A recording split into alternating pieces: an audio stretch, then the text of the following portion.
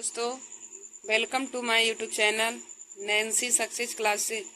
दोस्तों, मैं आज आप सभी लोगों को टारगेट टाइम्स यानी कि भारतीय संविधान के बारे में महत्वपूर्ण क्वेश्चन बताऊंगी जो हर प्रतियोगी परीक्षाओं में पूछे जाते हैं। जैसा कि आप लोग जानते हैं कि आप सभी लोगों का यूपीपी का पेपर होने वाला है। तो दोस्तों, उसमें भारतीय संविधान से बहुत ही इम्पोर्टेंट क्वेश्चन पूछे जाते हैं।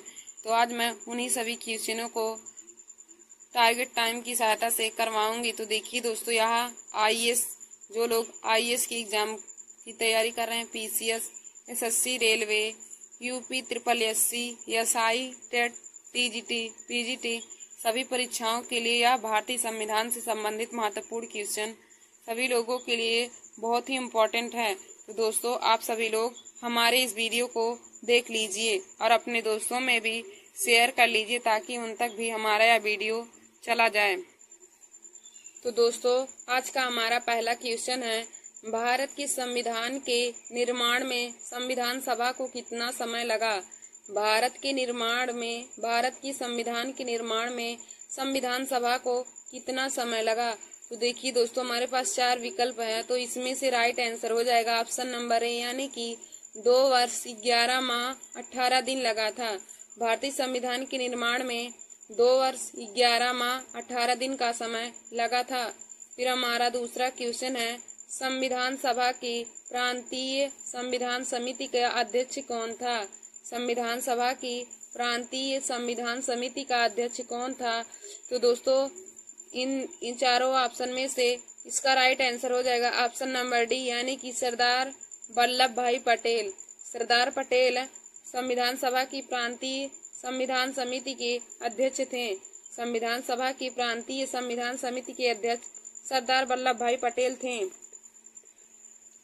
तो दोस्तों, हमारा दूसरे क्वेश्चन का आंसर ऑप्शन नंबर डी हो जाएगा, यानी कि सरदार पटेल संविधान सभा की प्रांतीय संविधान समिति के अध्यक्ष थे। फिर हमारा अगला क्वेश्चन है, भारतीय संविधान सभा की प्रारूप समिति के अध्यक्ष कौन थे? भारतीय संविधान सभा की प्रारूप समिति के अध्यक्ष कौन थे? तो दोस्तों, डॉक्टर भीमराव अम्बेडकर। डॉक्टर भीमराव अम्बेडकर संविधान सभा की प्रारूप समिति के अध्यक्ष थे, यानी कि हमारा इस क्वेश्चन का आंसर ऑप्शन नंबर सी हो जाएगा। देखिए दोस्तों, यहाँ पे प्रांतीय संविधान समिति का अध्यक्ष, जब प्रांतीय संविधान समिति का अध्यक्ष पूछेगा तो सरदार वल्लभ भाई पटेल को आप लोग ऑप्शन में लगाएंगे, और यदि प्रारूप समिति का अध्यक्ष पूछे तो डॉक्टर भीमराव अम्बेडकर को सही ऑप्शन में लगाएंगे।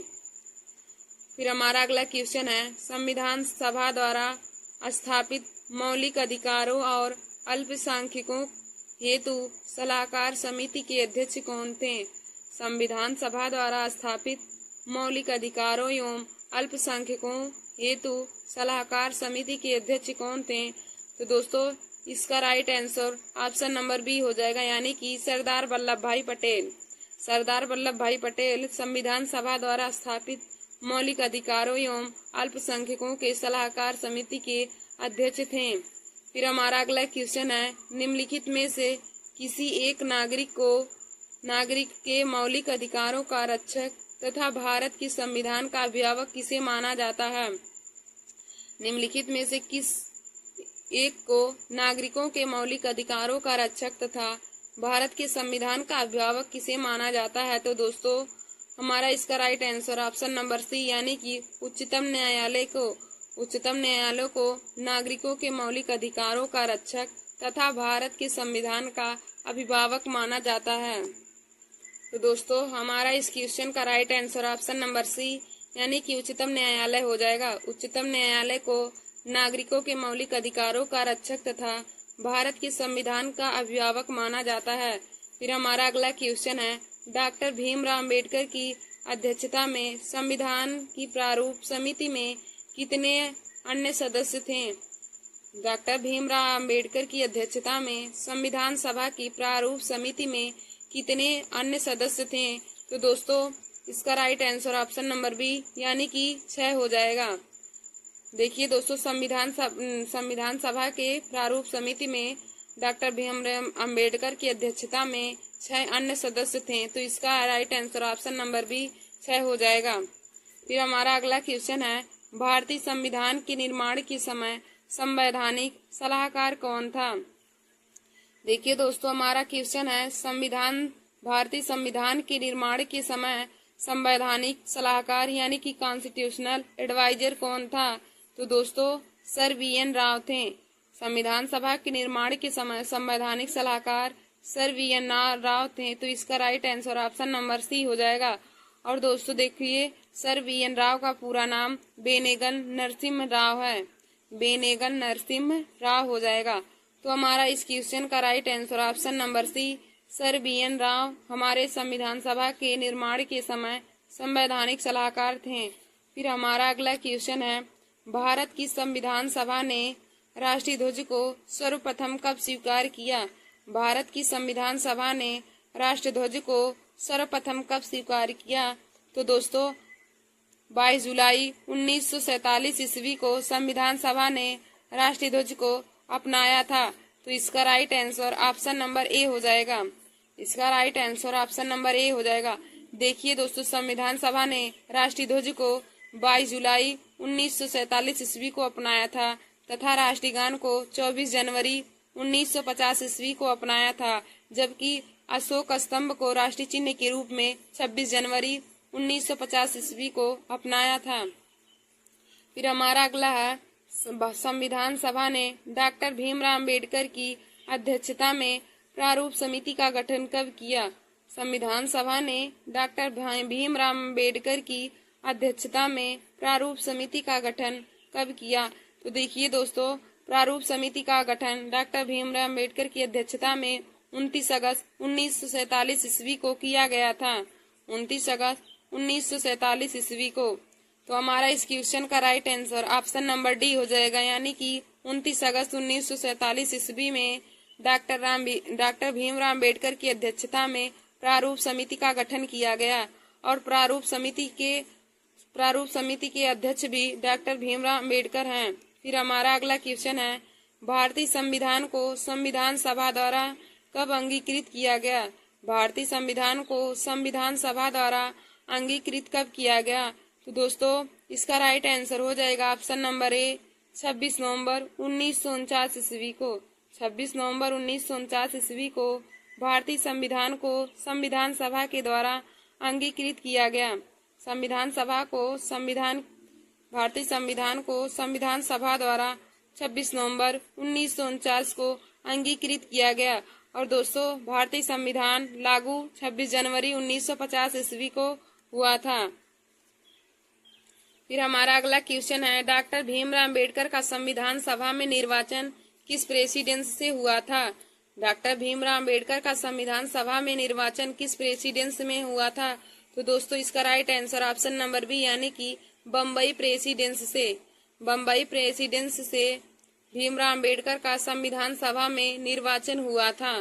भीमराव अम्बेडकर का संविधान सभा में निर्वाचन बम्बई प्रेसिडेंस से हुआ था। फिर हमारा अगला क्वेश्चन है, डॉक्टर भीमराव अम्बेडकर का जन्म व मृत्यु कब हुआ? डॉक्टर भीमराव अम्बेडकर का जन्म व मृत्यु कब हुआ? तो देखिए दोस्तों, डॉक्टर भीमराव अम्बेडकर का जन्म 1891 ईस्वी में तथा मृत्यु 1956 ईस्वी को हुआ था। जन्म 14 अप्रैल 1891 ईस्वी को और मृत्यु 1956 ईस्वी को होता है। तो देखिए दोस्तों, डॉक्टर भीमराव अम्बेडकर का जन्म 14 अप्रैल को हुआ था, इसीलिए 14 अप्रैल को डॉक्टर भीमराव अम्बेडकर जयंती के रूप में मनाया जाता है। तो डॉक्टर भीमराव अम्बेडकर का जन्म 14 अप्रैल 1891 ईस्वी को हुआ था तथा मृत्यु 1956 ईस्वी को हुआ था। फिर हमारा अगला क्वेश्चन है, भारतीय संविधान को 26 नवंबर 1949 को किसके द्वारा अधिनियमित किया गया था? भारतीय संविधान को 26 नवंबर 1949 को किसके द्वारा अधिनियमित किया गया? तो दोस्तों इसका right answer option number A संविधान सभा के द्वारा। संविधान सभा के द्वारा भारतीय संविधान को 26 नवंबर 1949 को स्वीकार किया गया या फिर अधिनियमित किया गया। फिर हमारा अगला क्वेश्चन है, भारतीय राजनीतिक व्यवस्था में निम्न में से कौन सा सर्वोच्च है? भारतीय राजनीतिक व्यवस्था में निम्न में से कौन सा सर्वोच्च है? तो दोस्तों इसका right answer option number B हो जाएगा, यानी कि संविधान। भारतीय राजनीतिक व्यवस्था में संविधान को ही सर्वोच्च माना जाता है। देखिए दोस्तों, भारतीय राजनीतिक व्यवस्था में संविधान को ही सर्वोच्च माना जाता है। फिर हमारा अगला क्वेश्चन है, किसने कहा था संविधान सभा कांग्रेस थी और कांग्रेस भारत था? किसने कहा था कि संविधान सभा कांग्रेस थी और कांग्रेस भारत था? तो दोस्तों ऑस्टिन ने कहा था कि भारतीय संविधान सभा कांग्रेस थी और कांग्रेस भारत था। तो इस क्वेश्चन का right answer option number A, यानी कि ऑस्टिन हो जाएगा। फिर हमारा अगला क्वेश्चन है, भारतीय संविधान सभा में कुल कितनी महिलाएं सदस्य थीं? भारतीय संविधान सभा में कुल कितनी महिलाएं सदस्य थीं? तो देखिए दोस्तों, भारतीय संविधान में कुल 15 महिलाएं सदस्य थीं। भारतीय संविधान में कुल 15 महिलाएं सदस्य थीं। फिर हमारा अगला क्वेश्चन है, संविधान सभा में वयस्क मताधिकार को 15 वर्ष के लिए स्थगित करने की बात किसने की थी? संविधान सभा में वयस्क मताधिकार को 15 वर्ष के लिए स्थगित करने की बात किसने की? तो दोस्तों इसका राइट आंसर हो जाएगा ऑप्शन नंबर सी, यानी कि मौलाना आजाद ने। मौलाना आजाद ने संविधान सभा में वयस्क मताधिकार को 15 वर्ष के लिए स्थगित करने की बात की थी। मौलाना आजाद ने संविधान सभा में वयस्क मताधिकार को 15 वर्ष के लिए स्थगित करने की बात की थी। तो दोस्तों इसका right answer option number C हो जाएगा। फिर दोस्तों हमारा अगला क्वेश्चन है, भारत शासन द्वारा राजकीय चिन्ह कब अंगीकृत किया गया? भारत शासन द्वारा राजकीय चिन्ह कब अंगीकृत किया? तो देखिए दोस्तों, भारत का राजकीय चिन्ह अशोक स्तंभ है और मैंने आपको पहले भी बताया कि अशोक स्तंभ को 26 जनवरी 1950 ईस्वी को अपनाया गया था। भारतीय संविधान सभा के द्वारा राजकीय चिन्ह को 26 जनवरी 1950 ईस्वी को अपनाया गया था। फिर हमारा अगला क्वेश्चन है, भारत के संविधान में सम्मिलित समवर्ती सूची किस देश की देन है? भारतीय संविधान में सम्मिलित समवर्ती सूची किस देश की देन है? तो दोस्तों इसका right answer option number B हो जाएगा, यानी कि ऑस्ट्रेलिया देश से। हमारे समवर्ती सूची ऑस्ट्रेलिया देश के संविधान से लिया गया है। समवर्ती सूची ऑस्ट्रेलिया देश के संविधान से लिया गया है। फिर हमारा अगला क्वेश्चन है, लिखित संविधान का प्रारंभ किस देश में हुआ था? लिखित संविधान का प्रारंभ किस देश में हुआ? तो इसका right answer option number D हो जाएगा, अमेरिका देश से। अमेरिका देश से लिखित संविधान का प्रारंभ हुआ था। फिर हमारा अगला क्वेश्चन है, निम्नलिखित में से किस अधिनियम द्वारा भारत के गवर्नर जनरल को अध्यादेश जारी करने की शक्ति प्रदान की गई? तो दोस्तों इसका right answer option number B हो जाएगा, यानी कि भारतीय परिषद अधिनियम 1861 के द्वारा। भारतीय परिषद अधिनियम 1861 के द्वारा भारत के गवर्नर जनरल को अध्यादेश जारी करने की शक्ति है। फिर हमारा अगला क्वेश्चन है, संविधान सभा में किस प्रांत का प्रतिनिधित्व सबसे अधिक था? संविधान सभा में किस प्रांत का प्रतिनिधित्व सबसे अधिक था? तो दोस्तों इसका right answer option number D हो जाएगा, संयुक्त प्रांत का। संयुक्त प्रांत का प्रतिनिधित्व सबसे अधिक था संविधान सभा में। फिर हमारा अगला क्वेश्चन है, संविधान सभा में किस देशी रियासत के प्रतिनिधित्व ने भाग नहीं लिया था? संविधान सभा में किस देशी रियासत के प्रतिनिधित्व ने भाग नहीं लिया? तो दोस्तों हैदराबाद के प्रतिनिधित्व ने संविधान सभा के देशी रियासत में भाग नहीं लिया था। तो इसका right answer option number C, यानी कि हैदराबाद हो जाएगा। फिर हमारा अगला क्वेश्चन है, संविधान सभा का प्रथम अधिवेशन कहाँ पर हुआ था? संविधान सभा का प्रथम अधिवेशन कहाँ पर हुआ? तो दोस्तों इसका राइट आंसर हो जाएगा ऑप्शन नंबर डी, दिल्ली में। संविधान सभा का प्रथम अधिवेशन दिल्ली में हुआ था, जो 9 दिसंबर 1946 ईस्वी को हुआ था और उसी दिन डॉक्टर सच्चिदानंद सिन्हा संविधान सभा के अस्थायी सदस्य भी चुने गए थे। तो देखिए दोस्तों, संविधान सभा का प्रथम अधिवेशन दिल्ली में हुआ था और 9 दिसंबर 1946 ईस्वी को संपन्न हुआ था। फिर हमारा अगला क्वेश्चन है, संविधान सभा के अस्थायी अध्यक्ष कौन थे? संविधान सभा के अस्थायी अध्यक्ष कौन थे? तो दोस्तों अभी मैंने आप सभी लोगों को बताया कि संविधान सभा के अस्थायी सदस्य सच्चिदानंद सिन्हा हैं और अस्थायी अध्यक्ष डॉक्टर राजेंद्र प्रसाद हैं। देखिए दोस्तों, संविधान सभा के अस्थायी अध्यक्ष सच्चिदानंद सिन्हा जो 9 दिसंबर 1946 ईस्वी को बने थे और अस्थायी अध्यक्ष डॉक्टर राजेंद्र प्रसाद थे और डॉक्टर राजेंद्र प्रसाद अस्थायी अध्यक्ष 11 दिसंबर 1946 ईस्वी को बने थे। फिर हमारा अगला क्वेश्चन है, संविधान के विभिन्न पहलुओं के अध्ययन हेतु संविधान सभा ने कितनी समितियां नियुक्त की थी। संविधान सभा के विभिन्न पहलुओं हेतु के अध्ययन में संविधान सभा ने कितनी समितियां नियुक्त की। तो दोस्तों इसका right answer option number B यानी कि 12 समितियां नियुक्त की थी। फिर हमारा अगला है, संविधान सभा के प्रारूप या मसविदा समिति में सदस्यों की संख्या कितनी थी। संविधान सभा के प्रारूप या मसविदा समिति में सदस्यों की संख्या कितनी थी। तो दोस्तों इसका right answer option number B यानी कि 7 हो जाएगा। देखिए दोस्तों, प्रारूप समिति को हम लोग मसौदा समिति भी कहते हैं, तो आप लोग इस बात को जरूर ध्यान दीजिए कि प्रारूप समिति को मसौदा समिति कहा जाता है। यदि आप सभी लोगों को प्रारूप समिति ना देकर यदि मसौदा समिति के अध्यक्ष पूछ ले तो आप सभी लोग डॉक्टर भीमराव अम्बेडकर को तब भी लगाएंगे, क्योंकि प्रारूप समिति को ही मसौदा समिति कहा जाता है। और संविधान सभा के प्रारूप समिति या मसौदा समिति में सदस्यों की संख्या 7 थी। तो ऑप्शन नंबर बी इसका राइट आंसर हो जाएगा। फिर हमारा अगला क्वेश्चन है, निम्नलिखित में से कौन संविधान सभा द्वारा गठित प्रारूप या मसौदा समिति का सदस्य नहीं था। तो दोस्तों देखिए दोस्तों, अल्लादी कृष्णा स्वामी अय्यर ये भी प्रारूप समिति या मसौदा समिति के अध्यक्ष थे और डीपी खेतन भी मसौदा समिति के अध्यक्ष थे और केएम मुंशी भी मसौदा समिति के अध्यक्ष थे, जबकि सरदार वल्लभ भाई पटेल मसौदा समिति के अध्यक्ष नहीं थे। तो इसका right answer option number C हो जाएगा, यानी कि सरदार वल्लभ भाई पटेल हमारे प्रारूप समिति या मसौदा समिति के सदस्य नहीं थे। और प्रारूप समिति या मसौदा समिति के 7 सदस्य थे, जिनमें से सरदार वल्लभ भाई पटेल नहीं हैं। फिर हमारा अगला क्वेश्चन है, संविधान निर्मात्री सभा में झंडा समिति के अध्यक्ष कौन थे। संविधान निर्मात्री सभा में झंडा समिति के अध्यक्ष कौन थे। तो दोस्तों इसका right answer option number D हो जाएगा, पंडित जवाहरलाल नेहरू। पंडित जवाहरलाल नेहरू संविधान निर्मात्री सभा में झंडा समिति के अध्यक्ष थे। देखिए दोस्तों, झंडा समिति के अध्यक्ष पंडित जवाहरलाल नेहरू थे।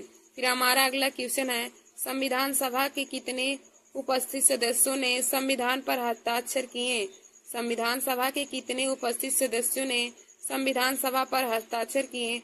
तो दोस्तों 284 लोगों ने संविधान सभा पर हस्ताक्षर किए थे। संविधान सभा पर हस्ताक्षर करने वाले लोगों की संख्या 284 थी और संविधान सभा की प्रथम बैठक 9 दिसंबर 1946 ईस्वी को नई दिल्ली में हुई थी।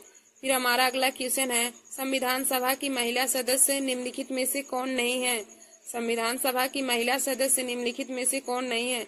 देखिए दोस्तों, संविधान सभा के निर्माण में 15 महिलाएं ने भाग लिया था। संविधान सभा के निर्माण में 15 महिलाएं ने सदस्य।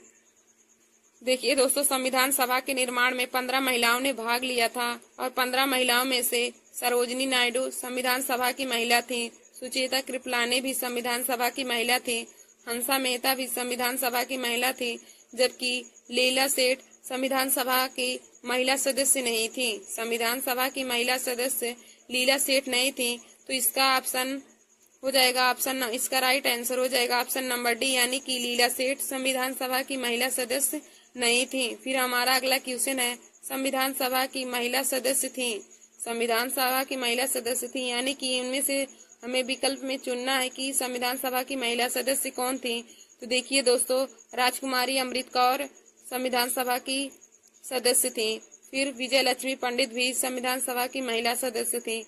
पूर्णिमा बनर्जी भी महिला सदस्य थी संविधान सभा की। और ऑप्शन नंबर डी हमारा दिया उपयुक्त सही। तो इस क्वेश्चन का right answer option number D हो जाएगा, यानी कि उपयुक्त सभी, यानी कि राजकुमारी अमृत कौर, विजय लक्ष्मी पंडित, पूर्णिमा बनर्जी सभी लोग हमारी संविधान सभा की महिला सदस्य थी। तो इसका right answer option number D हो जाएगा।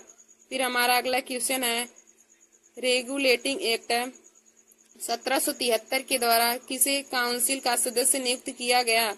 रेगुलेटिंग एक्ट 1773 के द्वारा किसे काउंसिल का सदस्य नियुक्त किया गया? तो दोस्तों इसका right answer option number D यानी कि उपयुक्त सभी, यानी कि फ्रांसीसी, क्लेयरिंग और मानसन को भी सभी लोगों को काउंसिल का सदस्य चुना गया। और थैंक यू दोस्तों, ऐसे ही हमारे वीडियो को देखने के लिए आप सभी लोग हमारे YouTube channel Nancy success classes को सब्सक्राइब कर लीजिए।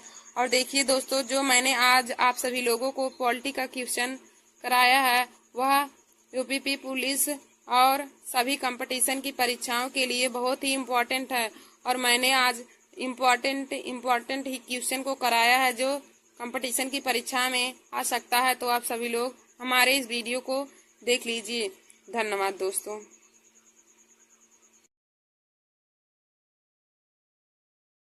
तो welcome to my YouTube channel Nancy success classes. आज मैं आप सभी लोगों को संविधान सभा से संबंधित महत्वपूर्ण क्वेश्चन करवाऊंगी दोस्तों, जो हर कंपटीशन की परीक्षाओं में पूछे जाते हैं। देखिए दोस्तों, आप सभी लोगों का यूपीपी का एग्ज़ाम अगस्त में होने वाला है, जो 5 दिन में संपन्न होगा। तो आप सब लोग उसमें भी ऐसे ही संविधान सभा से संबंधित यानी कि पॉलिटिक्स से संबंधित क्वेश्चन पूछे जाते हैं। तो आप लोग हमारे इस वीडियो को ज़रूर देख लीजिए। तो हमने यहाँ पहला क्वेश्चन लिया है, भारतीय संविधान सभा की पहली बैठक कब हुई थी? भारतीय संविधान सभा की पहली बैठक कब हुई थी? तो दोस्तों पहली बैठक 9 दिसंबर 1946 ईस्वी को हुई थी। संविधान सभा की पहली बैठक 9 दिसंबर 1946 ईस्वी को हुई थी। और संविधान सभा की दूसरी बैठक 11 दिसंबर 1946 ईस्वी को हुआ था। और संविधान सभा की अंतिम बैठक 24 जनवरी 1950 ईस्वी को हुआ था। देखिए दोस्तों, संविधान सभा की पहली बैठक 9 दिसंबर 1946 ईस्वी को, दूसरी बैठक 11 दिसंबर 1946 ईस्वी को और अंतिम बैठक 24 जनवरी 1950 ईस्वी को हुआ था। फिर हमारा यहाँ पे अगला क्वेश्चन है, भारतीय संविधान का प्रारूप किसने तैयार किया? भारतीय संविधान का प्रथम प्रारूप किसने तैयार किया? तो दोस्तों सर वी.एन. राव ने संविधान सभा का प्रथम प्रारूप तैयार किया था। और सर वी.एन. राव का पूरा नाम बेनेगन नरसिम्हा राव है। हमारा अगला क्वेश्चन है, संविधान सभा का अस्थायी अध्यक्ष किसे कहा जाता है? संविधान सभा का अस्थायी अध्यक्ष किसे कहा जाता है? तो दोस्तों डॉक्टर राजेंद्र प्रसाद को संविधान सभा का अस्थायी अध्यक्ष कहा जाता है। और अस्थायी अध्यक्ष डॉक्टर सच्चिदानंद सिन्हा है। फिर हमारा अगला क्वेश्चन है, संविधान सभा में पंडित जवाहरलाल नेहरू द्वारा उद्देश्य प्रस्ताव कब प्रस्तुत हुआ था? संविधान सभा में पंडित जवाहरलाल नेहरू द्वारा उद्देश्य प्रस्ताव कब प्रस्तुत हुआ था? तो दोस्तों 13 दिसंबर 1946 ईस्वी को पंडित जवाहरलाल नेहरू ने उद्देश्य का प्रस्ताव प्रस्तुत किया था। 13 दिसंबर 1946 को पंडित जवाहरलाल नेहरू ने उद्देश्य का प्रस्ताव प्रस्तुत किया। हमारा अगला क्वेश्चन है, नेहरू द्वारा प्रस्तुत उद्देश्य संविधान सभा में कब स्वीकार किया गया? नेहरू द्वारा प्रस्तुत उद्देश्य प्रस्ताव संविधान सभा में कब स्वीकृत हुआ था? तो दोस्तों 22 जनवरी 1947 ईस्वी को नेहरू जी द्वारा संविधान सभा में स्वीकार किया गया था उनका उद्देश्य। हमारा अगला क्वेश्चन है, भारतीय संविधान निर्माण काल में कुल कितने अधिवेशन थे? भारतीय संविधान निर्माण में कुल कितने अधिवेशन थे? तो दोस्तों भारतीय संविधान के निर्माण के समय कुल अधिवेशन 12 थे। भारतीय संविधान निर्माण के समय कुल 12 अधिवेशन थे। फिर हमारा अगला क्वेश्चन है, संविधान सभा निर्माण में लगा समय। संविधान सभा के निर्माण में लगा समय कितना था? तो दोस्तों 2 वर्ष 11 माह 18 दिन लगा था। संविधान सभा के निर्माण में 2 वर्ष 11 माह 18 दिन लगा था। हमारा अगला क्वेश्चन है, भारतीय संविधान का संवैधानिक सलाहकार कौन था? भारतीय संविधान का संवैधानिक सलाहकार कौन था? तो दोस्तों संवैधानिक सलाहकार यानी कि कॉन्स्टिट्यूशनल एडवाइजर सर वी.एन. राव को माना जाता है। कॉन्स्टिट्यूशनल एडवाइजर सर वी.एन. राव को माना जाता है, बेनेगन नरसिम्हा राव। फिर हमारा अगला क्वेश्चन है, भारत की संविधान सभा ने वर्तमान रूप में राष्ट्रीय ध्वज को कब अपनाया? भारत की संविधान सभा ने राष्ट्रीय ध्वज को कब अपनाया था? तो दोस्तों 22 जुलाई 1947 ईस्वी को संविधान सभा ने राष्ट्रीय ध्वज को अपना लिया था। और राष्ट्रगान को 24 जनवरी 1950 ईस्वी को अपनाया था। दोस्तों हमारा देखिए अगला क्वेश्चन है, जनगण मन को राष्ट्रगान संविधान सभा ने कब अपनाया? जनगण मन को राष्ट्रगान संविधान सभा ने कब अपनाया? तो दोस्तों 24 जनवरी 1950 ईस्वी को जनगण मन को राष्ट्रगान संविधान सभा ने अपनाया था। और अगला है, अशोक स्तंभ को राष्ट्रीय चिन्ह संविधान सभा ने कब अपनाया? अशोक स्तंभ को राष्ट्रीय चिन्ह संविधान सभा ने कब अपनाया? तो दोस्तों अशोक स्तंभ को राष्ट्रीय चिन्ह संविधान सभा ने 26 जनवरी 1950 ईस्वी को अपनाया था। 26 जनवरी 1950 ईस्वी को अशोक स्तंभ को राष्ट्रीय चिन्ह के रूप में संविधान सभा ने अपनाया था। देखिए दोस्तों राष्ट्रीय ध्वज को 22 जुलाई 1947 ईस्वी को अपनाया गया था। राष्ट्रीय ध्वज को संविधान सभा द्वारा 22 जुलाई 1947 ईस्वी को अपनाया गया था। और जनगण मन को राष्ट्रगान के रूप में 24 जनवरी 1950 ईस्वी को और अशोक स्तंभ को राष्ट्रीय चिन्ह के रूप में संविधान सभा द्वारा 26 जनवरी 1950 ईस्वी को अपनाया गया था। फिर दोस्तों हमारा अगला क्वेश्चन है, संविधान सभा की पहली बैठक की अध्यक्षता कौन थी? संविधान सभा की पहली बैठक की अध्यक्षता कौन थी? तो डॉक्टर सच्चिदानंद सिन्हा संविधान सभा की पहली बैठक की अध्यक्षता थी, जो हमारी अस्थायी अध्यक्ष हैं, जो संविधान सभा की अस्थायी अध्यक्ष भी हैं। देखिए दोस्तों संविधान सभा की पहली बैठक की अध्यक्षता डॉक्टर सच्चिदानंद सिन्हा हैं, जो संविधान सभा के अस्थायी अध्यक्ष भी हैं। फिर हमारा अगला क्वेश्चन है, भारतीय संविधान कब स्वीकार किया गया था? भारतीय संविधान कब स्वीकार किया गया? तो 26 नवंबर 1949 को भारतीय संविधान स्वीकार किया गया। हमारा अगला क्वेश्चन है, भारतीय संविधान पूर्णतः कब लागू हुआ? भारतीय संविधान पूर्णतः कब लागू हुआ? तो दोस्तों 26 जनवरी 1950 ईस्वी को भारतीय संविधान पूर्ण रूप से लागू हो गया था। भारतीय संविधान 26 जनवरी 1950 ईस्वी को पूर्ण रूप से लागू हुआ था और इसी दिन ही अशोक स्तंभ को राष्ट्रीय चिन्ह के रूप में स्वीकार किया गया था। फिर हमारा अगला है, डॉक्टर राजेंद्र प्रसाद अस्थायी सदस्य कब चुने गए? डॉक्टर राजेंद्र प्रसाद अस्थायी सदस्य कब चुने गए? तो दोस्तों 11 दिसंबर 1946 ईस्वी को डॉक्टर राजेंद्र प्रसाद अस्थायी सदस्य चुने गए थे। डॉक्टर राजेंद्र प्रसाद अस्थायी सदस्य 11 दिसंबर 1946 ईस्वी को चुने गए थे। हमारा अगला क्वेश्चन है, भारत का संविधान कितनी भाषाओं में लिखा गया है? भारत का संविधान कितनी भाषाओं में लिखा गया है? तो दोस्तों भारत का संविधान 2 भाषाओं में, हिंदी और अंग्रेजी में लिखा गया है। भारत का संविधान 2 भाषाओं में लिखा गया है, हिंदी और अंग्रेजी में। फिर हमारा अगला क्वेश्चन है, संविधान सभा की सलाहकार समिति के अध्यक्ष कौन थे? संविधान सभा की सलाहकार समिति के अध्यक्ष कौन थे? तो दोस्तों सरदार वल्लभ भाई पटेल संविधान सभा की सलाहकार समिति के अध्यक्ष हैं। संविधान सभा की सलाहकार समिति के अध्यक्ष सरदार वल्लभ भाई पटेल हैं। हमारा अगला क्वेश्चन है, संविधान सभा की झंडा समिति के अध्यक्ष कौन थे? संविधान सभा की झंडा समिति के अध्यक्ष कौन थे? तो दोस्तों डॉक्टर राजेंद्र प्रसाद संविधान सभा की झंडा समिति के अध्यक्ष हैं। संविधान सभा की सलाहकार समिति के अध्यक्ष सरदार वल्लभ भाई पटेल और झंडा समिति के अध्यक्ष डॉक्टर राजेंद्र प्रसाद हैं। दोस्तों हमारा अगला क्वेश्चन है, संविधान सभा ने भीमराव अंबेडकर की अध्यक्षता में प्रारूप समिति का गठन कब किया था? संविधान सभा ने भीमराव अंबेडकर की अध्यक्षता में प्रारूप समिति का गठन कब किया था? तो दोस्तों 29 अगस्त 1947 ईस्वी को संविधान सभा ने भीमराव अंबेडकर की अध्यक्षता में प्रारूप समिति का गठन किया। 29 अगस्त 1947 ईस्वी को। हमारा अगला क्वेश्चन है, डॉक्टर भीमराव अंबेडकर का संविधान सभा में निर्वाचन किस प्रेसिडेंस में हुआ था? डॉक्टर भीमराव अंबेडकर का संविधान सभा में निर्वाचन किस प्रेसिडेंस में हुआ? तो दोस्तों बम्बई प्रेसिडेंस में डॉक्टर भीमराव अंबेडकर का संविधान सभा में निर्वाचन हुआ था।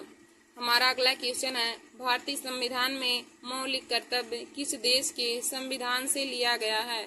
भारतीय संविधान में मौलिक कर्तव्य किस देश के संविधान से लिया गया है? तो दोस्तों मौलिक कर्तव्य रूस के संविधान से लिया गया है। अब मौलिक कर्तव्य आर्टिकल 51A में है। देखिए दोस्तों मौलिक कर्तव्य हमारा रूस के संविधान से लिया गया है, जबकि मौलिक अधिकार अमेरिका के संविधान से लिया गया है। देखिए दोस्तों, आगे हम सब लोग प्रमुख समितियों और उनके अध्यक्ष के बारे में पढ़ेंगे। आगे प्रमुख समितियां उनके अध्यक्ष के बारे में देखेंगे। तो देखिए दोस्तों, तो नंबर 1 है संघ शक्ति समिति के अध्यक्ष कौन है? तो संघ शक्ति समिति के अध्यक्ष पंडित जवाहरलाल नेहरू हैं। संघ शक्ति समिति के अध्यक्ष पंडित जवाहरलाल नेहरू हैं। फिर हमारा अगला है संघीय संविधान समिति के अध्यक्ष कौन है? तो संघीय संविधान समिति के भी अध्यक्ष पंडित जवाहरलाल नेहरू हैं। संघ शक्ति समिति और संघीय संविधान समिति दोनों के ही अध्यक्ष पंडित जवाहरलाल नेहरू हैं। हमारा अगला क्वेश्चन है प्रांतीय संविधान समिति के अध्यक्ष कौन है? प्रांतीय संविधान समिति के अध्यक्ष कौन है? तो दोस्तों सरदार वल्लभ भाई पटेल प्रांतीय संविधान समिति के अध्यक्ष हैं। फिर हमारा अगला है प्रारूप समिति के अध्यक्ष कौन है? तो डॉक्टर भीमराव अंबेडकर प्रारूप समिति के अध्यक्ष हैं। फिर अगला है मौलिक अधिकारों एवं अल्पसंख्यकों संबंधी समिति प्रक्रिया नियम समिति के अध्यक्ष कौन है? मौलिक अधिकारों एवं अल्पसंख्यकों संबंधी समिति के अध्यक्ष कौन है? तो सरदार वल्लभ भाई पटेल हैं। फिर अगला है प्रक्रिया नियम समिति के अध्यक्ष कौन है? तो डॉक्टर राजेंद्र प्रसाद प्रक्रिया नियम समिति के अध्यक्ष हैं। फिर दोस्तों हमारा अगला है राज्यों के लिए समिति के अध्यक्ष कौन है? राज्यों के लिए समिति के अध्यक्ष कौन है? तो पंडित जवाहरलाल नेहरू। राज्यों के लिए समिति के अध्यक्ष पंडित जवाहरलाल नेहरू हैं। हमारा अगला 8वां है संचालन समिति के अध्यक्ष कौन है? तो संचालन समिति के अध्यक्ष डॉक्टर राजेंद्र प्रसाद जी हैं। संचालन समिति के अध्यक्ष डॉक्टर राजेंद्र प्रसाद जी हैं। दोस्तों फिर हमने यहाँ पे देखा प्रमुख समितियां एवं उनके अध्यक्ष के बारे में। फिर हम लोग यहाँ पे आगे क्वेश्चन लेंगे। आगे क्वेश्चन है भारतीय संविधान में कुल कितने अनुच्छेद हैं? भारतीय संविधान के मूल संविधान में कुल कितने अनुच्छेद हैं? तो देखिए दोस्तों, भारतीय संविधान के मूल संविधान में अनुच्छेद 395 हैं और वर्तमान संविधान में 470 अनुच्छेद हैं। फिर हमारा अगला है राष्ट्रपति पर महाभियोग किस आर्टिकल में है? राष्ट्रपति पर महाभियोग किस आर्टिकल में है? तो आर्टिकल 61 पे है। राष्ट्रपति पर महाभियोग का वर्णन आर्टिकल 61 में है। हमारा अगला है विधि के समक्ष समानता का अधिकार किस आर्टिकल में है? तो विधि के समक्ष समानता का अधिकार हमारा अनुच्छेद 14 में है। विधि के समक्ष समानता का अधिकार अनुच्छेद 14 में है। दोस्तों हमारा अगला है धर्म जाति लिंग के आधार पर भेदभाव प्रतिषेध किस आर्टिकल में है? धर्म जाति लिंग के आधार पर भेदभाव प्रतिषेध किस आर्टिकल में है? तो आर्टिकल 15 में है। फिर हमारा अगला है अस्पृश्यता का अंत का प्रावधान किस आर्टिकल में है? अस्पृश्यता का अंत का प्रावधान किस आर्टिकल में है? तो दोस्तों आर्टिकल 17 में है। फिर हमारा अगला है उपाधियों का अंत किस आर्टिकल में है? उपाधियों का अंत किस आर्टिकल में है? तो उपाधियों का अंत आर्टिकल 18 में है। उपाधियों का अंत किस आर्टिकल में है? तो उपाधियों का अंत आर्टिकल 18 में है। फिर अगला है प्राण एवं दैहिक स्वतंत्रता का प्रावधान किस आर्टिकल में है? प्राण एवं दैहिक स्वतंत्रता का प्रावधान किस आर्टिकल में है? तो दोस्तों आर्टिकल 21 में है। फिर हमारा अगला है ग्राम पंचायत का गठन किस आर्टिकल में है? तो दोस्तों ग्राम पंचायत का गठन आर्टिकल 40 में है। ग्राम पंचायत का गठन आर्टिकल 40 में है। फिर हमारा अगला है मूल कर्तव्य किस आर्टिकल में है? तो मूल कर्तव्य आर्टिकल 51 का में है। फिर हमारा अगला है राष्ट्रपति पर महाभियोग का प्रावधान किस आर्टिकल में है? राष्ट्रपति पर महाभियोग का प्रावधान किस आर्टिकल में है? तो दोस्तों आर्टिकल 61 में राष्ट्रपति पर महाभियोग का प्रावधान दिया गया है। फिर हमारा अगला है राष्ट्रपति को क्षमादान की शक्ति किस आर्टिकल में है? राष्ट्रपति को क्षमादान की शक्ति किस आर्टिकल में है? तो आर्टिकल 72 में। आर्टिकल 72 में राष्ट्रपति को क्षमादान की शक्ति है। हमारा अगला क्वेश्चन है संसद की संयुक्त अधिवेशन का प्रावधान किस आर्टिकल में है? संसद की संयुक्त अधिवेशन का प्रावधान किस आर्टिकल में है? तो दोस्तों आर्टिकल 108 में संसद की संयुक्त अधिवेशन का प्रावधान दिया गया है। फिर अगला है संविधान संशोधन का प्रावधान किस आर्टिकल में है? तो आर्टिकल 368 में संविधान संशोधन का प्रावधान दिया गया है। हमारा अगला क्वेश्चन है दुधारू पशुओं के संरक्षण से संबंधित किस आर्टिकल में है? तो आर्टिकल 48 में है। दुधारू पशुओं के संरक्षण आर्टिकल 48 में है। अगला है राष्ट्रपति शासन का प्रावधान किस आर्टिकल में है, तो आर्टिकल 356 में है। फिर अगला है वित्तीय आपातकाल का प्रावधान किस आर्टिकल में है, वित्तीय आपातकाल का प्रावधान किस आर्टिकल में है, तो आर्टिकल 360 में है। वित्तीय आपातकाल का प्रावधान आर्टिकल 360 में है। हमारा अगला है जीएसटी का संबंध किस आर्टिकल में है, तो आर्टिकल 101 में है। जीएसटी का संबंध आर्टिकल 101 में है।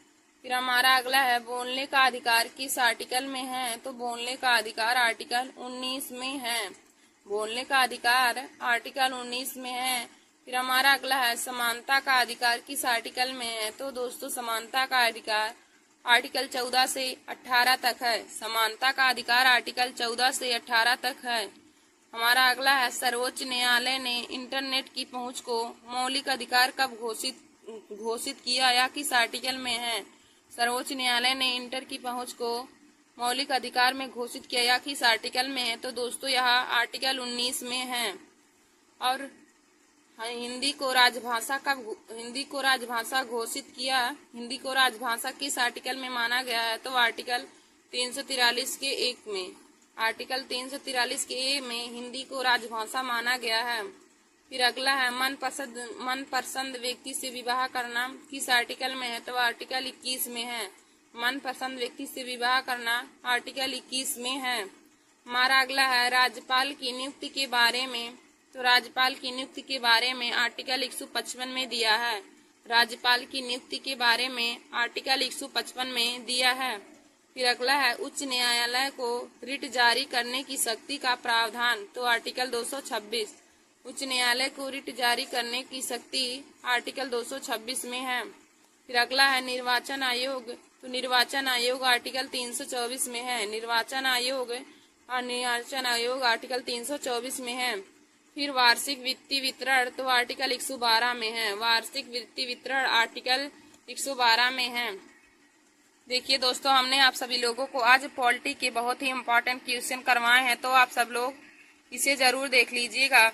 और जिन लोगों का यूपीपी का एग्जाम आ रहा है उन लोगों के लिए तो यह बहुत ही महत्वपूर्ण है, क्योंकि हर कंपटीशन की परीक्षाओं में पॉलिटी पूछा जाता है।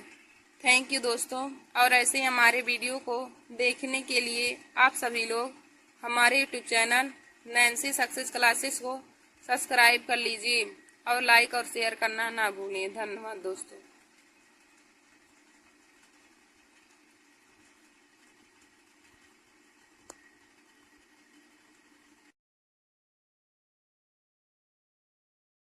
हाय दोस्तों, welcome to my YouTube channel Nancy success classes. आज मैं आप सभी लोगों को पॉलिटी में राष्ट्रपति से संबंधित अनुच्छेद को ट्रिक की सहायता से बताऊंगी। देखिए दोस्तों, आज का हमारा टॉपिक है राष्ट्रपति से संबंधित अनुच्छेद।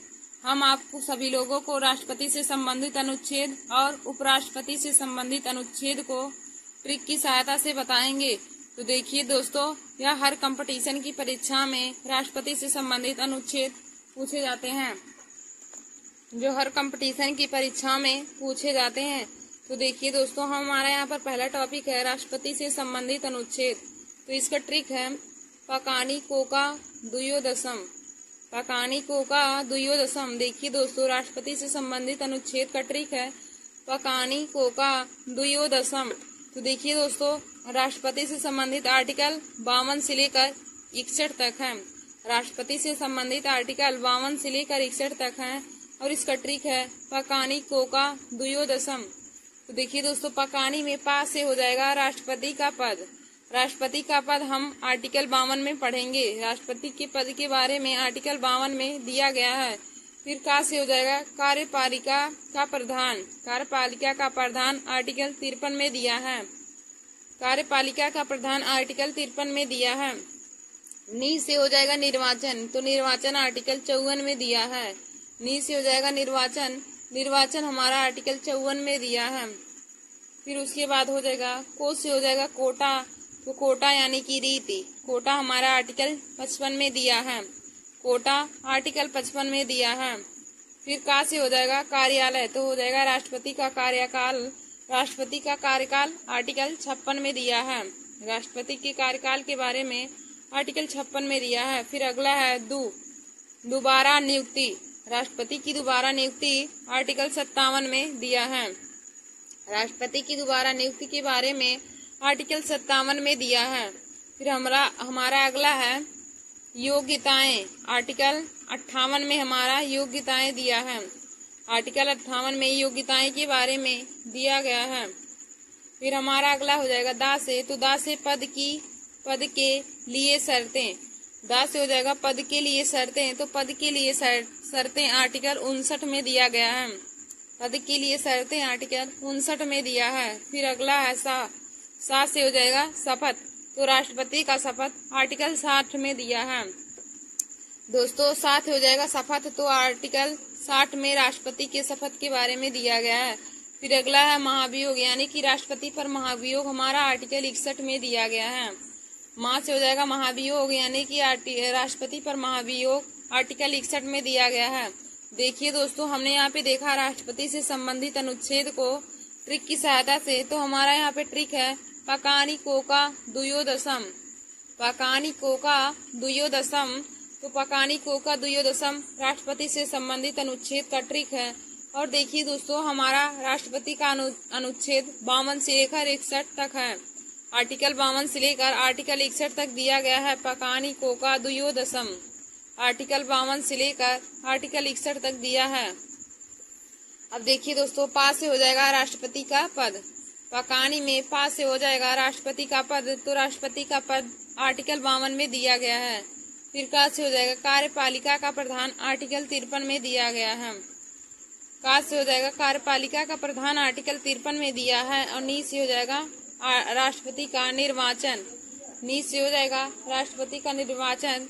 तो आर्टिकल 54 में दिया है। फिर हमारा अगला है को से हो जाएगा कोटा, यानी कि रीति। तो आर्टिकल 55 में हमारा दिया गया है। फिर हमारा अगला है का से। तो का से हो जाएगा कार्यकाल, यानी कि राष्ट्रपति का कार्यकाल आर्टिकल 56 में दिया गया है। अगला है का से कार्यकाल हो जाएगा। तो राष्ट्रपति का कार्यकाल आर्टिकल 56 में दिया गया है। फिर हमारा अगला है दो से हो जाएगा दोबारा नियुक्ति, यानी कि राष्ट्रपति की दोबारा नियुक्ति आर्टिकल 57 में दिया गया है। फिर अगला यो से हो जाएगा योग्यताएं। तो राष्ट्रपति की योग्यताएं आर्टिकल 58 में दिया गया है। फिर हमारा अगला है दा। तो दा से हो जाएगा पद के लिए शर्तें। पद के लिए शर्तें हमारा आर्टिकल 59 में हो जाएगा। फिर हमारा अगला है सा। तो साथ हो जाएगा शपथ। तो शपथ साथ है हमारा हो जाएगा शपथ। तो राष्ट्रपति का शपथ आर्टिकल 60 में है। राष्ट्रपति की शपथ के बारे में आर्टिकल 60 में दिया गया है। फिर हमारा अगला है माँ। तो माँ से हो जाएगा महाभियोग, यानी कि राष्ट्रपति पर महाभियोग आर्टिकल 61 में दिया गया है। राष्ट्रपति पर महाभियोग आर्टिकल 61 में दिया गया है। देखिए दोस्तों, राष्ट्रपति से संबंधित अनुच्छेद का ट्रिक है पकानी कोका द्वयोदशम। पकानी कोका द्वयोदशम। तो इसका आर्टिकल 52 से लेकर 61 तक है। 52 से लेकर 61 तक है। तो आर्टिकल 52 में हम आर्टिकल 52 में हमारा दिया है राष्ट्रपति के पद के बारे में। आर्टिकल 53 में कार्यपालिका का प्रधान। आर्टिकल 54 में राष्ट्रपति का निर्वाचन। आर्टिकल 55 में राष्ट्रपति की रीति या फिर कोटा। फिर आर्टिकल 56 में दिया है राष्ट्रपति का कार्यकाल के बारे में। राष्ट्रपति के कार्यकाल के बारे में आर्टिकल 56 में दिया गया है। फिर आर्टिकल 57 में राष्ट्रपति की दोबारा नियुक्ति के बारे में बताया गया है। आर्टिकल 57 में राष्ट्रपति की दोबारा नियुक्ति के बारे में बताया गया है। फिर आर्टिकल 58 में राष्ट्रपति की योग्यताएं के बारे में बताया गया है। आर्टिकल 58 में राष्ट्रपति की योग्यताएं बताया गया है। फिर आर्टिकल 59 में पद के लिए शर्तें बताया गया है। राष्ट्रपति के पद के लिए शर्तें क्या क्या होती हैं, तो वह हमारा आर्टिकल 59 में बताया गया है। फिर अगला हमारा आर्टिकल 60 है। तो आर्टिकल 60 में राष्ट्रपति की शपथ के बारे में बताया गया है कि राष्ट्रपति को कौन कौन सा शपथ ग्रहण करना चाहिए, तो वह हमारा आर्टिकल 60 में बताया गया है। फिर आर्टिकल 61 में है राष्ट्रपति पर महाभियोग। देखिए दोस्तों, आर्टिकल 61 हमारा बहुत ही इम्पोर्टेंट है, क्योंकि यह हर कंपटीशन की परीक्षा में पूछा जाता है कि राष्ट्रपति पर महाभियोग किस आर्टिकल में दिया है या फिर राष्ट्रपति पर महाभियोग किस अनुच्छेद में दिया गया है। तो आप बताएंगे राष्ट्रपति पर महाभियोग आर्टिकल 61 में दिया गया है। तो दोस्तों, हमने आप सभी लोगों को राष्ट्रपति से संबंधित अनुच्छेद को ट्रिक की सहायता से बता दिया। तो हमारा ट्रिक था पकानी कोका दुयोदशम, पकानी कोका दुयोदशम। तो इसमें आर्टिकल 52 से लेकर आर्टिकल 61 तक राष्ट्रपति के बारे में सब बातें बता दी गई है। फिर हम लोग अगला देखेंगे। तो हमारा अगला टॉपिक है उपराष्ट्रपति से संबंधित अनुच्छेद। उपराष्ट्रपति से संबंधित अनुच्छेद को हम ट्रिक की सहायता से जानेंगे। तो हमारा उपराष्ट्रपति से संबंधित ट्रिक है, उपराष्ट्रपति से संबंधित ट्रिक है उपराष्ट्रपति से संबंधित ट्रिक 63 से लेकर 70 तक दिया गया है। उपराष्ट्रपति से संबंधित ट्रिक 63 से लेकर 70 तक दिया है।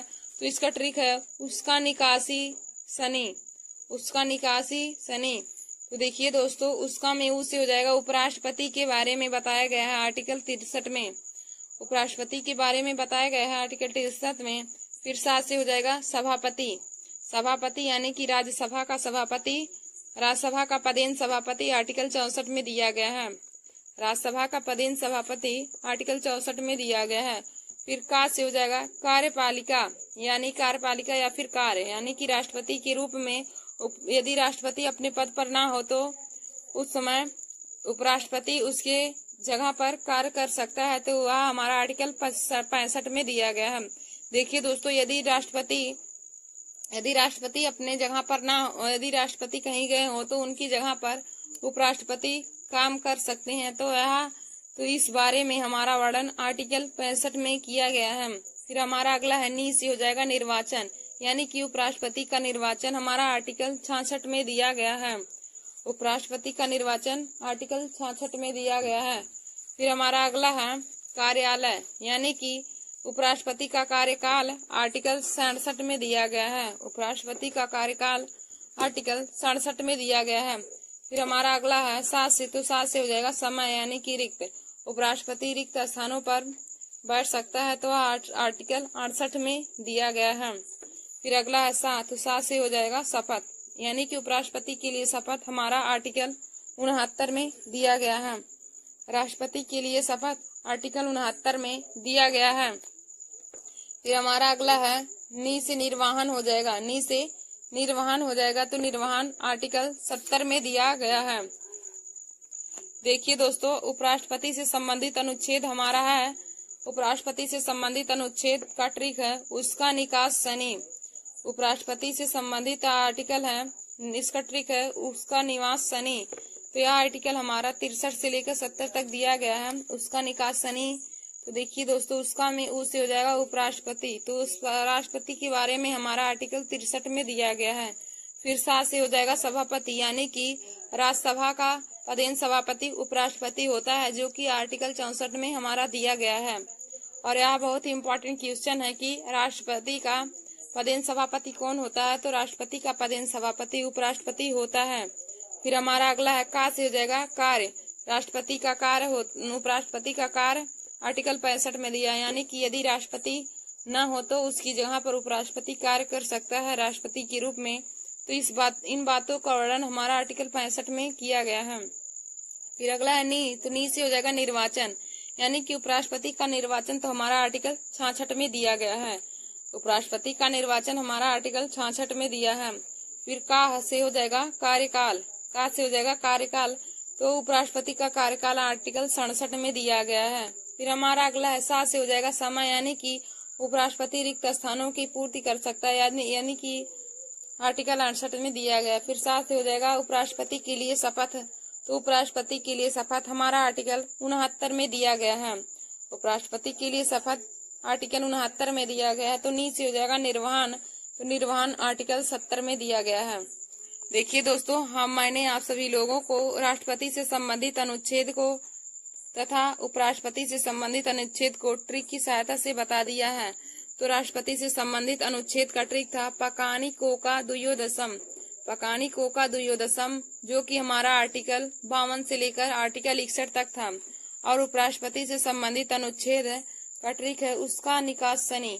तो देखिए दोस्तों, यह हमारा आर्टिकल 63 से लेकर आर्टिकल 70 तक हम यह हर कंपटीशन की परीक्षा में पूछा जाता है, तो आप लोग इसे जरूर तैयार कर लीजिए। और देखिए दोस्तों, एक क्वेश्चन पूछा जाता है कि राष्ट्रपति पर महाभियोग किस आर्टिकल में दिया है।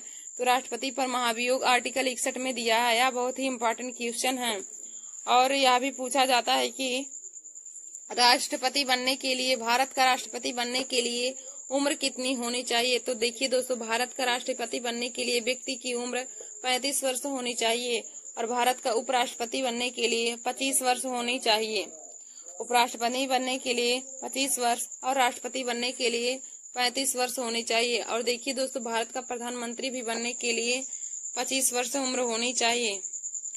धन्यवाद दोस्तों, आप सभी लोग ऐसे ही हमारे वीडियो को देखने के लिए हमारे YouTube channel Nancy success classes को सब्सक्राइब कर लीजिए और पॉलिटी के मजेदार ट्रिक पाने के लिए भी। धन्यवाद।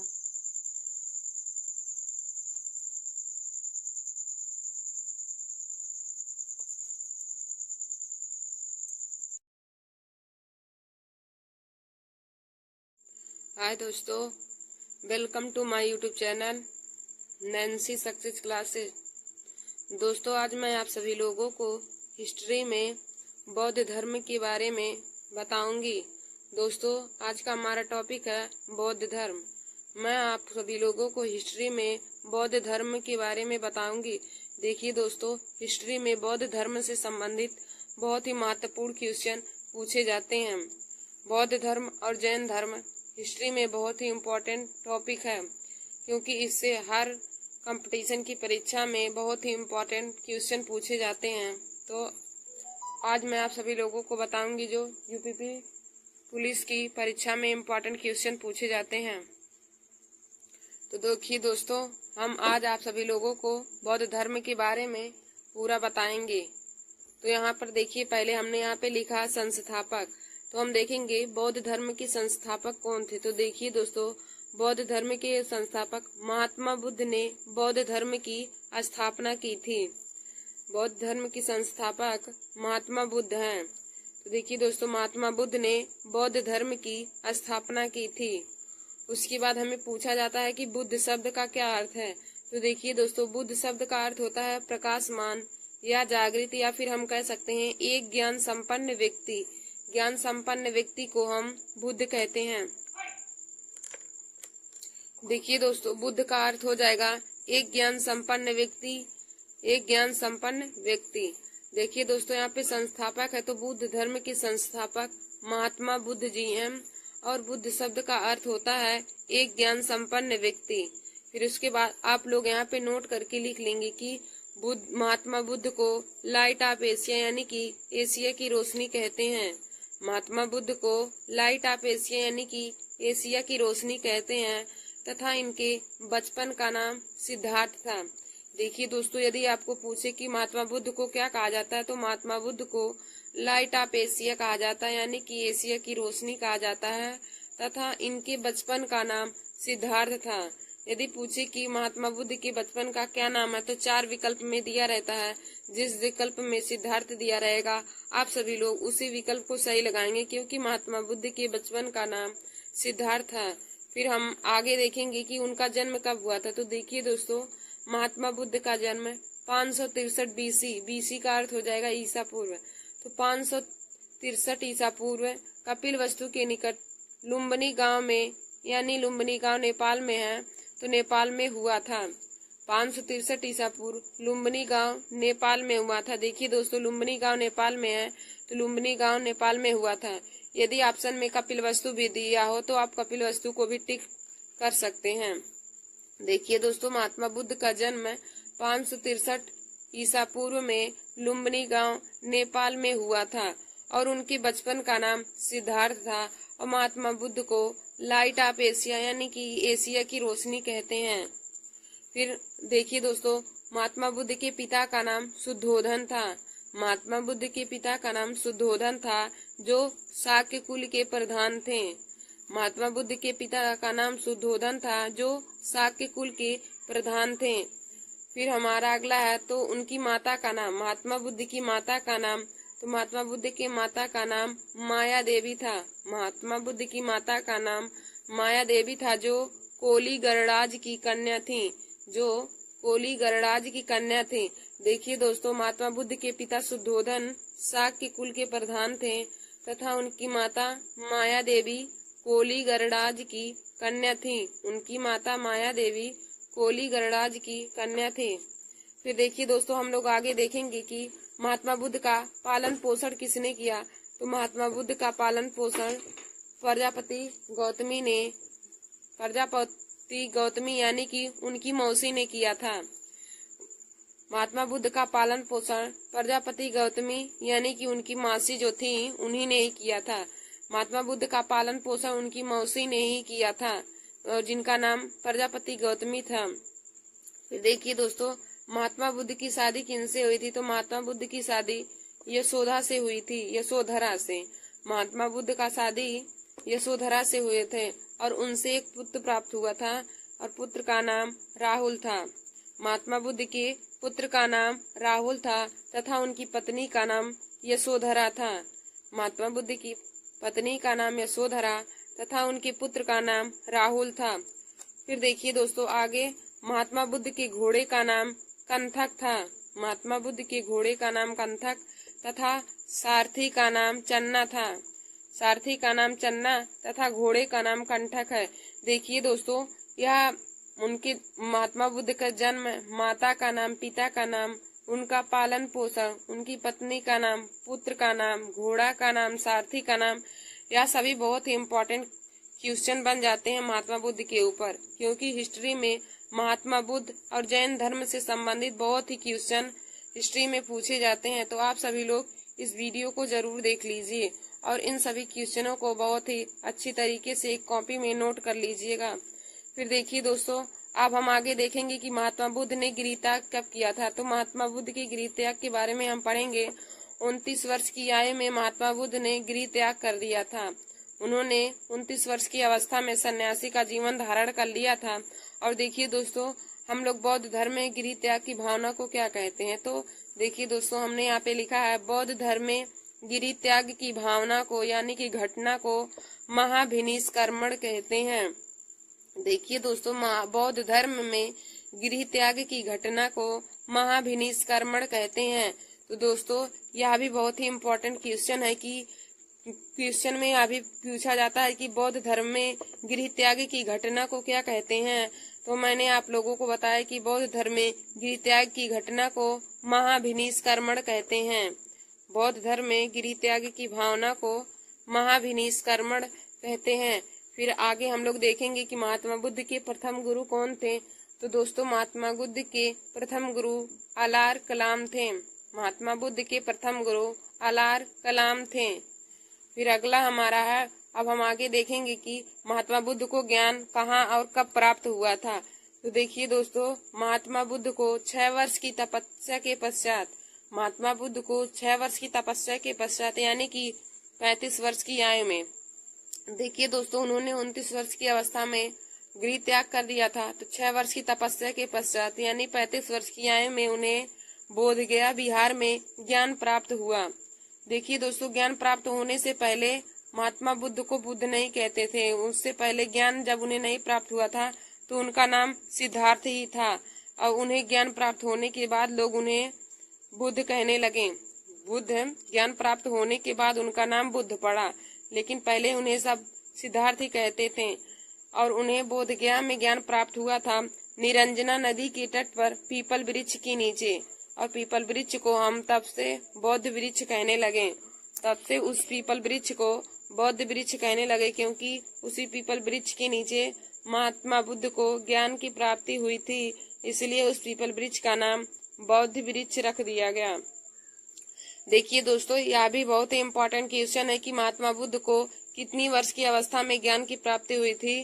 तो महात्मा बुद्ध को 35 वर्ष की अवस्था में बोधगया में ज्ञान प्राप्त हुआ तथा निरंजना नदी के किनारे पीपल वृक्ष के नीचे। यह भी क्वेश्चन पूछा जाता है कि महात्मा बुद्ध को ज्ञान कहाँ प्राप्त हुआ था। तो आप लोग बताएंगे कि महात्मा बुद्ध को बोधगया बिहार में ज्ञान प्राप्त हुआ और किस नदी के किनारे पूछा जाता है और किस वृक्ष के नीचे। तो देखिए दोस्तों, निरंजना नदी के किनारे प्राप्त हुआ था तथा पीपल वृक्ष के नीचे प्राप्त हुआ। निरंजना नदी के तट पर पीपल वृक्ष के नीचे प्राप्त हुआ, तभी से उस पीपल वृक्ष को बौद्ध वृक्ष कहा जाता है। और दोस्तों, महात्मा बुद्ध को जब तक ज्ञान नहीं प्राप्त हुआ था तब तक उनका नाम सिद्धार्थ था। तथा ज्ञान प्राप्त होने के बाद उनका नाम बुद्ध पड़ गया। फिर हम लोग आगे देखेंगे कि महात्मा बुद्ध ने प्रथम उपदेश कहाँ दिया था। महात्मा बुद्ध ने प्रथम उपदेश कहाँ दिया या फिर प्रथम सरमान कहाँ दिया था, तो महात्मा बुद्ध ने प्रथम उपदेश सारनाथ में दिया था। महात्मा बुद्ध ने प्रथम उपदेश सारनाथ में दिया था। और प्रथम उपदेश को क्या कहा गया है, तो प्रथम उपदेश को धर्म चक्र परिवर्तन कहा गया। प्रथम उपदेश को धर्म चक्र परिवर्तन कहा गया। देखिए दोस्तों, महात्मा बुद्ध ने अपना प्रथम उपदेश सारनाथ में दिया था।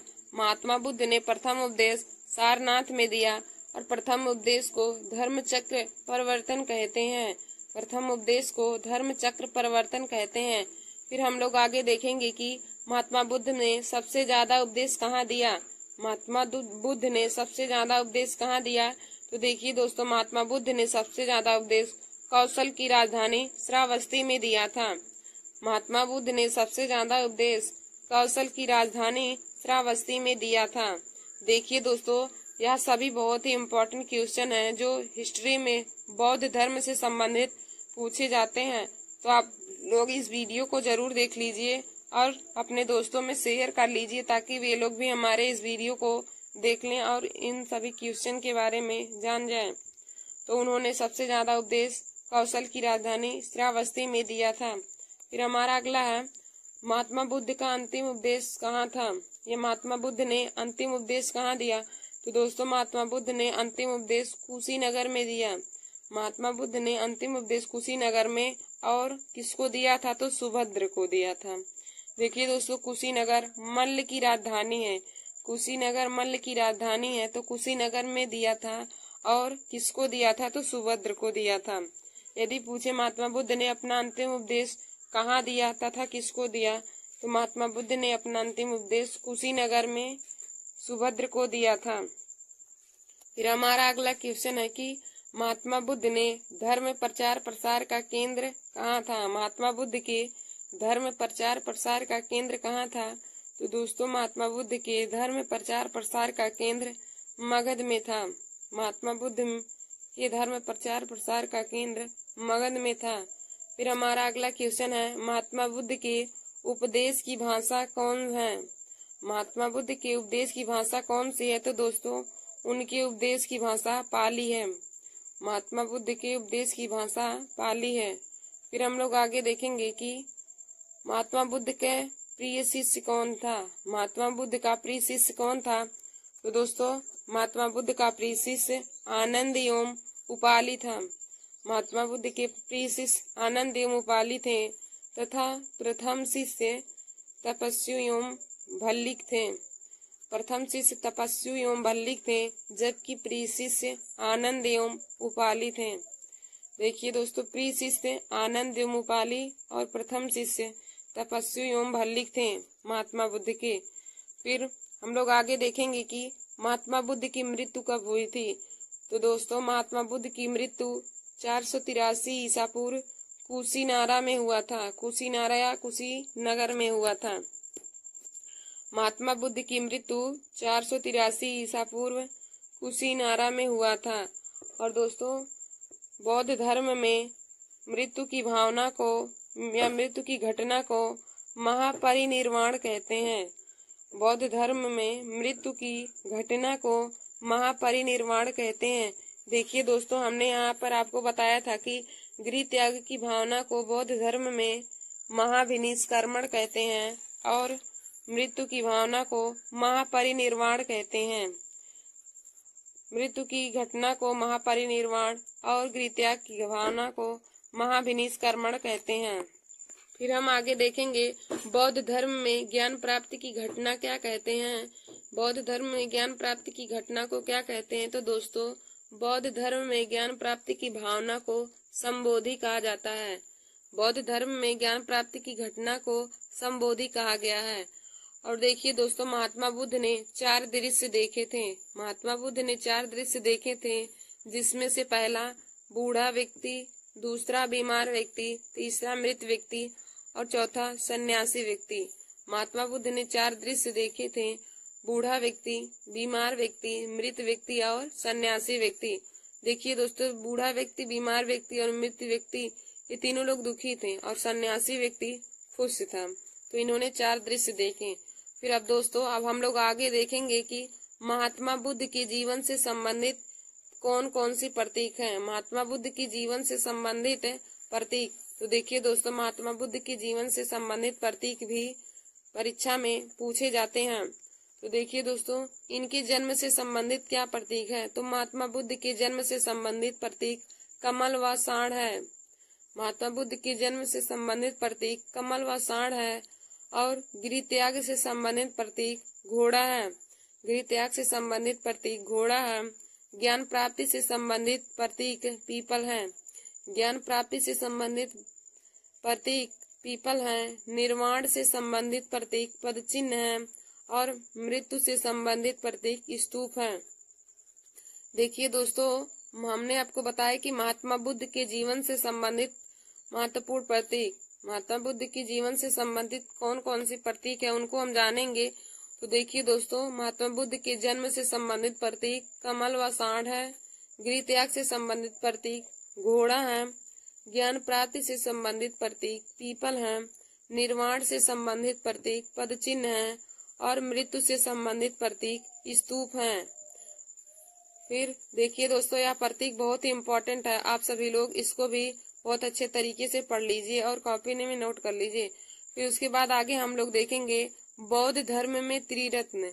बौद्ध धर्म में त्रिरत्न कौन कौन थे तो उसको भी हम लोग देखेंगे। तो दोस्तों, बौद्ध धर्म में त्रिरत्न में नंबर 1 बुद्ध था, दूसरा धम्म और तीसरा संघ था।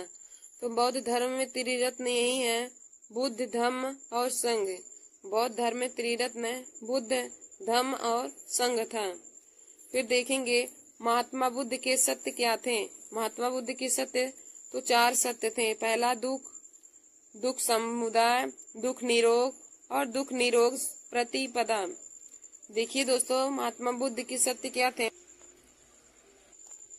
तो महात्मा बुद्ध के सत्य थे दुख, दुख समुदाय, दुख निरोग प्रतिपदा। तो महात्मा बुद्ध के यही 4 सत्य थे। और हमने महात्मा बुद्ध की त्रिरत्न बताया, बुद्ध धम्म संघ।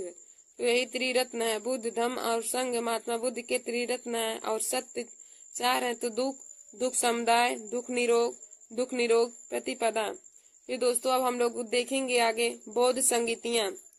बौद्ध संगीतियाँ कब कब हुई थी और किसके शासन काल में हुई थी और कहाँ हुई थी, उसके बारे में हम लोग जानेंगे। तो देखिए दोस्तों, बौद्ध संगीतियाँ 4 प्रकार की हैं। तो पहली बौद्ध संगति 483 ईसा पूर्व राजगिरी में हुआ था। पहली बौद्ध संगति 483 ईसा पूर्व राजगिरी में हुआ था। और उस समय शासन अजातशत्रु का था तथा अध्यक्ष महाकश्यप का। उस समय शासन अजातशत्रु का था तथा अध्यक्ष महाकश्यप था। देखिए दोस्तों, पहली बौद्ध संगति 483 ईसा पूर्व राजगिरी में हुआ था। और उस समय शासन अजातशत्रु का था तथा अध्यक्ष महाकश्यप का था। फिर हम लोग देखेंगे दूसरी बौद्ध संगति। तो दूसरी बौद्ध संगति 368 ईसा पूर्व 383 ईसा पूर्व वैशाली में हुआ था। दूसरी बौद्ध संगति 383 ईसा पूर्व वैशाली में हुआ था। फिर उस समय शासन कालाशोक का था। उस समय शासन कालाशोक का था तथा अध्यक्ष साव कमीर था। देखिए दोस्तों, दूसरी बौद्ध संगति 483 ईसा पूर्व वैशाली में हुआ था। उस समय शासन कालाशोक का था तथा अध्यक्ष साव कमीर का था। फिर हम लोग आगे देखेंगे कि तीसरी बौद्ध संगति कब हुई थी। तो तीसरी बौद्ध संगति 250 ईसा पूर्व पाटलिपुत्र में हुआ था।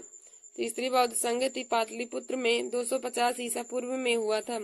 उस समय अशोक का शासन था तथा अध्यक्ष मोगलीपुत्र तिस्य था। देखिए दोस्तों, तीसरी बौद्ध संगति पाटलिपुत्र में 250 ईसा पूर्व में हुआ था। और उस समय शासन अशोक का था तथा अध्यक्ष मोगलीपुत्र तिस्य था। फिर हम लोग आगे देखेंगे कि चौथी बौद्ध संगति। तो दोस्तों, चौथी बौद्ध संगति 1st शताब्दी में हुई थी। चौथी बौद्ध संगति 1ली शताब्दी में हुई थी और कुंडल वन में हुई थी। चौथी बौद्ध संगति पहली शताब्दी में हुई थी और कुंडलवन में हुई थी। उस समय शासन कनिष्क का था और अध्यक्ष वसुमित्र था।